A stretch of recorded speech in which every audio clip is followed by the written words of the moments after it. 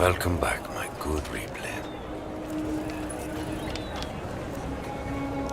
Picture a dog that shits, then eats it, then shits again. That should give you some idea. People are what they consume. I'll say no more. It's less an opinion, more a criminal sentence.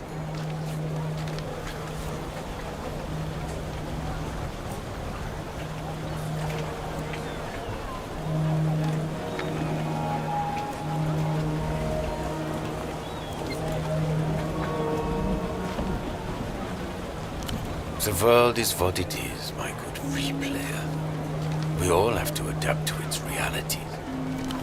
I haven't met a customer in a very long time who even knows what an Einzelton XR is, let alone appreciates the format. Tells you all you need to know about the current state of the home media world. Which raises an intimidating question.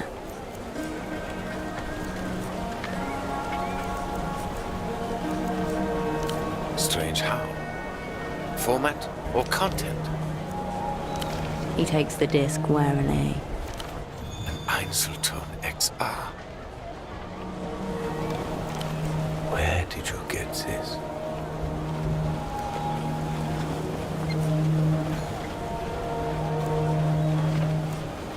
Einzelton hasn't been available to consumers for a decade. A disc in good condition is worth thousands of sold to people who appreciate its wonders. The apex of auditory technology, a high-fidelity and dynamic sonic experience that self-effaces after a single play.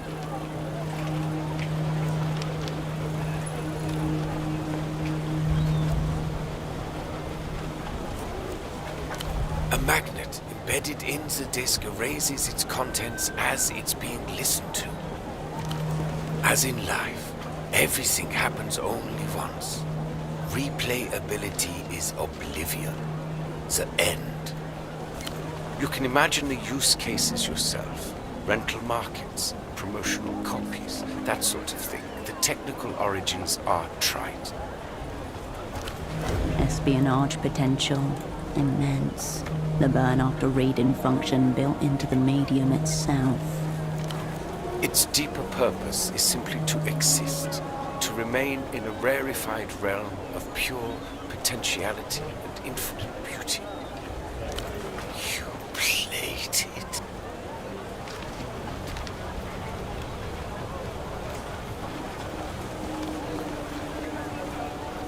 And what? You sought to defile a corpse a little more, just for fun? Better they recalled them all years ago. Better a mass manufacturing fault than this, to save them from this humiliation from being passed around like... The vendor deflates before you. I'm sorry. Talking to the Einzelton, not you.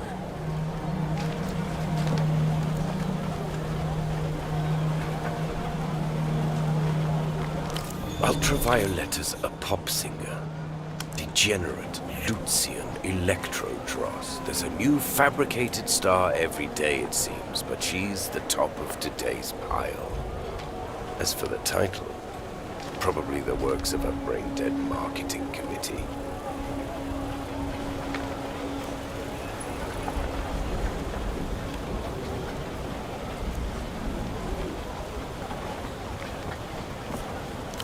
The fact that it's committed to Einzelton suggested some kind of promo copy, some new advancement of degeneracy from across the Noscurendes.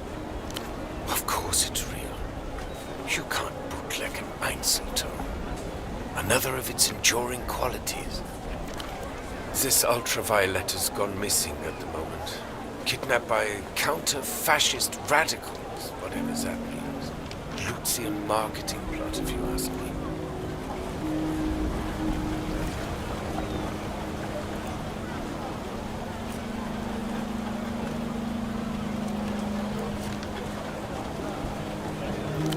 Mystery, fragility, trying to add something of the legendary to her status.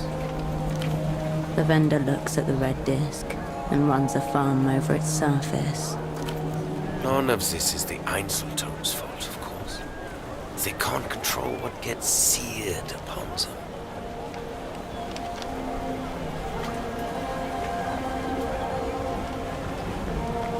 Just a disc, is it?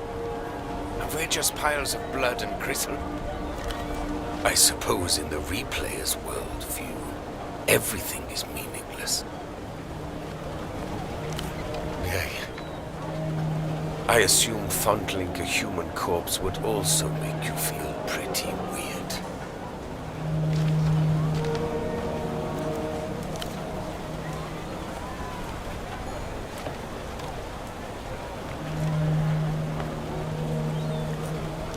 You seem to have misunderstood my soliloquy.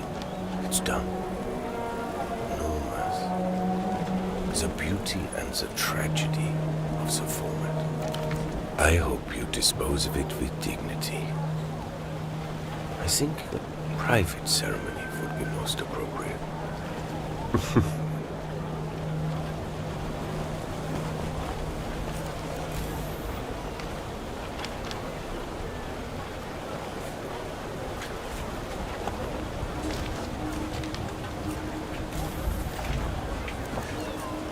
The vendor's eyes narrow behind his orange lenses.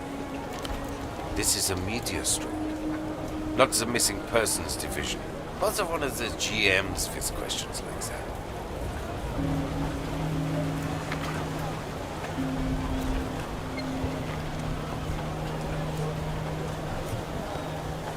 I try.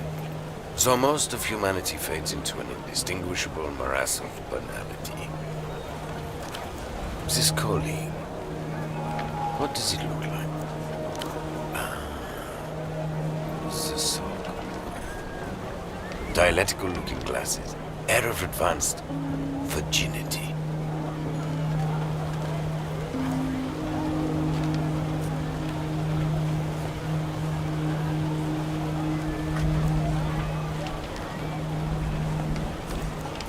Yes, he came by here. Little Kongin is lost, adrift among the many wonders of the free market.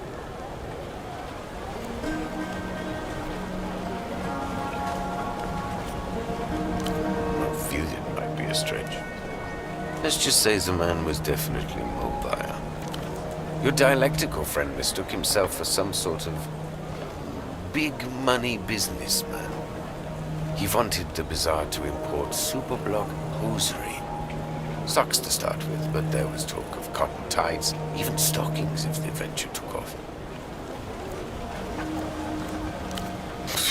You're joking, of course. He didn't even know what a Velodisc was, let alone an Einzeltone. At a certain point, I'm just... no. And to be honest, I wouldn't have wasted the stock. He seemed immune to music. Of course not. I don't sell socks.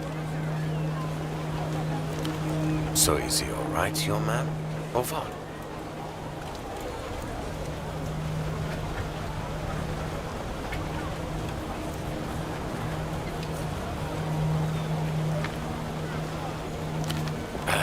He's probably neck-deep in drug-lathered prostitutes, lobotomized by the latest in electro-pop dreck.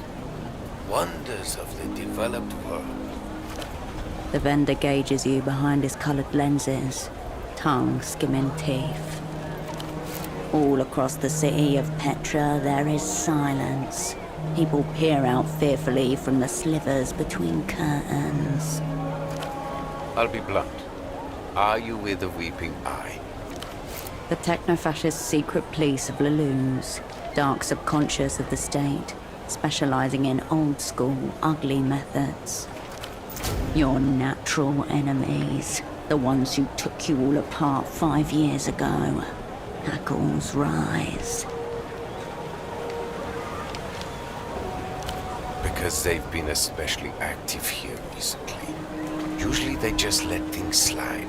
All the Lucian merchandise, good for everyone. But these days, they're staring right at us, unblinking.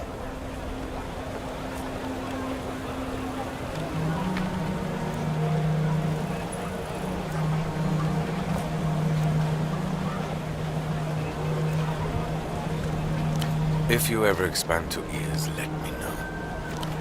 My point is, your colleague was asking questions. Now, something's obviously happened, and here you are, also asking questions. Given the current climate, no one wants to answer these questions, least of all, me. I'll tell you what I told your sock friend. Speak to the boatman down by the vest docks. He's the one who knows the underground goings-on around here. We're just the vendors. The cool one. In his baroque hierarchy of shame, cool falls just under replayer, the cardinal sin. Excessive sunglasses. Relaxed aura, likely on a boat. No way of confusing him. Wonderful. Now for all our sakes, please say no more. If you want to talk media formats, I'm your man. This other stuff.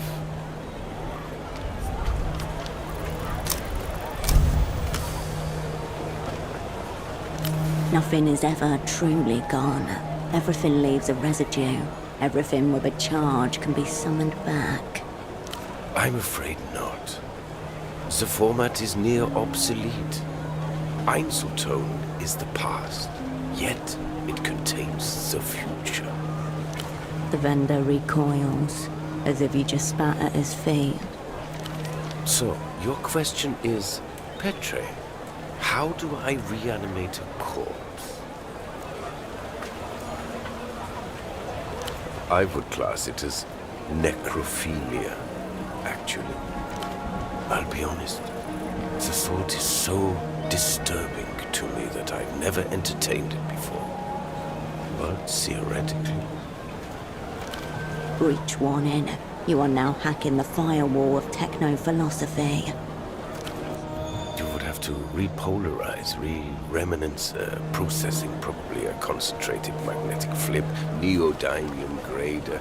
It would involve some custom gear, no doubt, but my answer to your distressing question is yes. I think you could.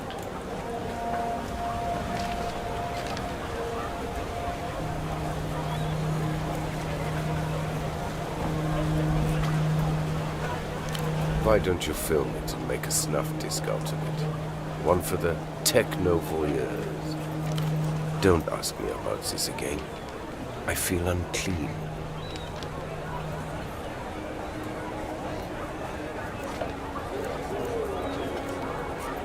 Only doctor I know is Hugo. Has a houseboat not far from here. Shelves are over there, replete with crass, replayable formats. Like I said, gorge yourself. Sure. A low, tilting shelf marked in heavy block letters. Despised subgenres. Various sections are separated by narrow plastic dividers, each one labeled with the same neat script. A baffling assortment. Hairdresser music, children's choirs, self-love anthems, opinionated female vocalists, and the labeling and sorting is as meticulous as it is uniformly disdainful. More labels. Falsetto-centric. Made for pederasts. Made by pederasts. Pretentious time signatures. Yodeling, ululations, et al. You're not just flipping through records. You're going deeper into Petra's Museum of Loathing. The section Weaponized Boredom includes such titles as Music for Dentist Waiting Rooms and Narcoleptic Landscapes, both by Eloisa Alba. The care placed into the organization is itself an act of love, performed hatefully. A single label fills up the entire back row. L-pop. You feel the media vendor's eyes on you as you flip through the offerings. Thank you. What galls me is that it doesn't matter how I label any of it. These animals thank me for being thorough, then buy two. You try. but it's difficult to find something you're interested in while wading through the labyrinth of the salesman's disdain. Whisper funk albums, kazoo devotionals, a breakup/meditation EP, an album cover where the singer hugs themselves in the mirror, track lists with 9-minute-long affirmations, a solo project described as ecstatically celibate. You know there's something worthwhile in there, but it is lost amongst the brambles of trash.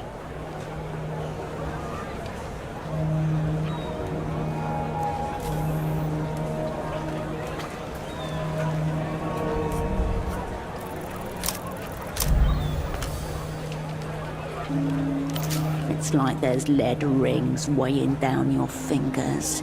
You can't even bring yourself to properly look through the bin. Derivative, inane shit. Made for nobody. Do you understand now?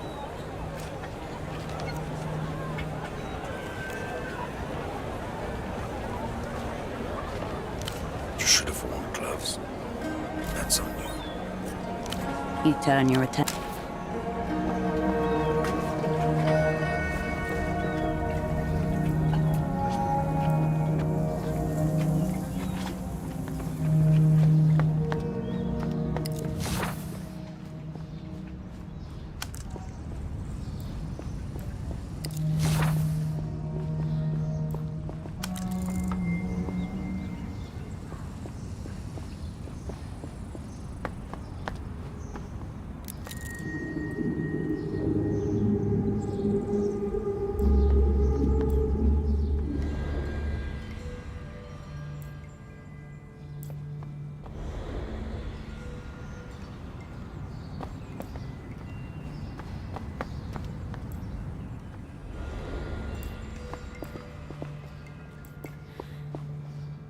An altar to Belarus, the bazaar's unofficial patron star.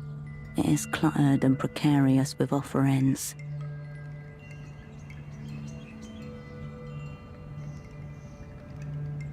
A spectacle of Porphyrian humanity, the steps worn with years of its visitors' hope and grief. Whatever their meaning, they were enough to summon you here, now to this shrine rammed into the side of the city.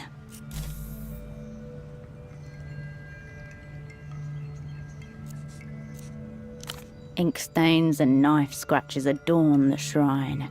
Jagged words cast toward the flickering skies. In your guiding, we learn. A collection of cheap plastic photo frames, haphazardly arranged on a red checkered table, each heavy with significance. Between them lie offerings and totems, a necklace, some out-of-circulation coins, an old packet of smokes. Ouroboros Black, an imported. As soon as you pick it up, you feel that whatever's inside it is not cigarette. Outslide a few staple pages folded neatly into a little cuboid, almost exactly the dimensions of the package. Rite of passage. It's an exit visa. Permission to travel freely out of Portofino. A hush falls over the shrine. A wisp of smoke tendrils into the air. Nearly everyone in theatre learns the cigarette trick eventually. You've taught it to half a dozen assets yourself. An elderly man stares back at you from a printed headshot at the document's apex. Long black and grey hair swept back in a wave. Augustino Dante, according to the name on the pages. Born in the year 27 in La Luz. The name, who knows? The document, yes. City issued. Holographic stamp and all.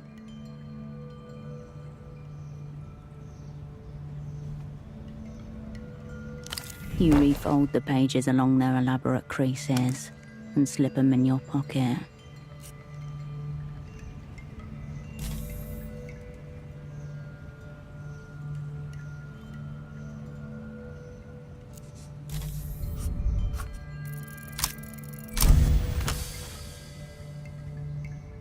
You adjust your position and gather the appropriate reverence.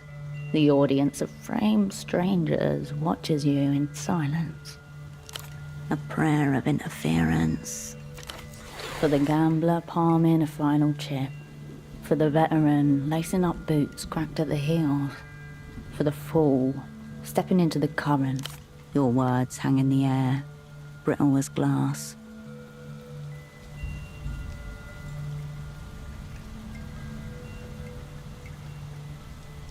A crack of moonlight cuts across the shrine, the shadows bending unnaturally. Your words are gone as they are uttered, careered upwards on the air's invisible wires.